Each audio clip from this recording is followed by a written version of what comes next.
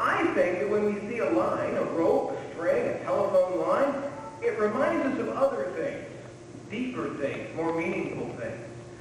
You know, it could be a storyline, or it could be a plot line. It might even be a lifeline. Because a lifeline, just like a rope, has two ends. You know, in a lifeline, you get your birthday, and you get that other day. And all of the celebrating in our culture is in, on, and around those two anchoring points of a life. That seems to be what all the to-do is about.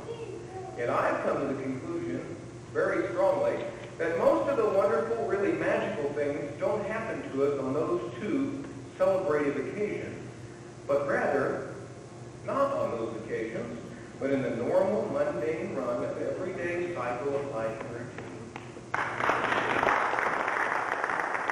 Now, I do think it's important that we recognize those 2 points, because without them, it's very, very possible that we might, in fact, miss all the wonderful things that happen to us in between.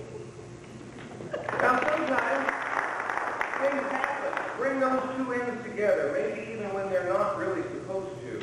You can take a normal lifespan, and somewhere in the middle of it, something could come and strike you down. In my case, it was cancer. Cancer struck me and sought to bring the end and the beginning of my lifeline together much, much too soon. That it would have been an abbreviated life, an incomplete life.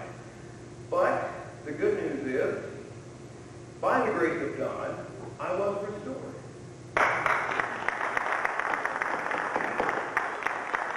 And I think that being here tonight, performing with my wonderful, talented family and friends, and having you folks here as part of it, is part of my restoration. So I want to thank you for being here tonight as part of my restoration. I really do appreciate that. We all do.